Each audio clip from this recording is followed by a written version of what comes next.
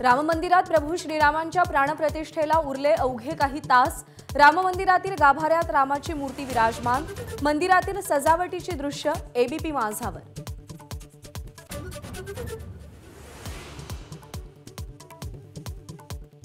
राम मंदिर प्राणप्रतिष्ठा सोहळ्यासाठी अयोध्येतील सुरक्षेत वाढ। अयोध्येच्या सीमांवर कडक बंदोबस्त। विना निमंत्रण अयोध्येमध्ये परवानगी नाही। ड्रोनच्या माध्यमातून शहरातल्या कोपऱ्या-कोपऱ्यावर नजर।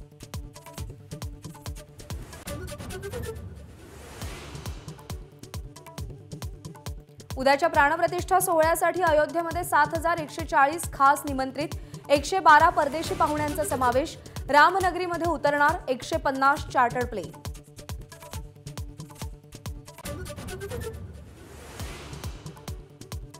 अयोध्येसह अवघा देशही राममय। ठिकठिकाणी विविध कार्यक्रमांचं आयोजन। कुठे दिव्यांची आरास तर कुठे प्रतिराम मंदिर साकारलं।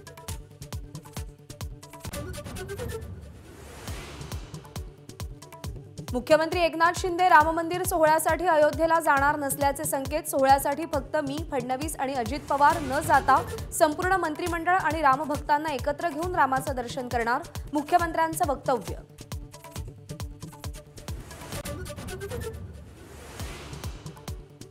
उद्धव ठाकरेंना राम मंदिर सोहळ्याचं निमंत्रण पाठवलं। स्पीड पोस्टानं आमंत्रण पाठवल्याची माहिती। मात्र उद्धव ठाकरे 22 जानेवारीला अयोध्येत जाणार नाही।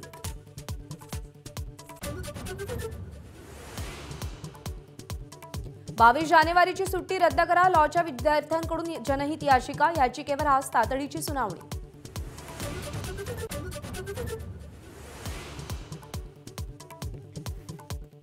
मनोज जरांगेंच्या मोर्चाचा आजचा दुसरा दिवस। बीडच्या मातोरी गावातून निघून पाथर्डी तालुक्यातील तनपूरवाडी मार्गे मुंबईमध्ये मार्गस्थ होणार।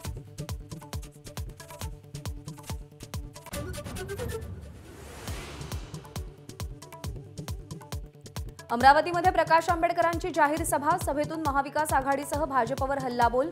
जागा वाटपामध्ये तडजोड झाली नाही तर 48 जागा लढू, आंबेडकरांचं विधान।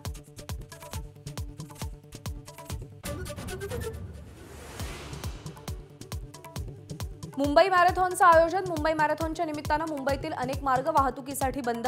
मॅरेथॉनमध्ये 59,000हून अधिक नागरिकांचा सहभाग।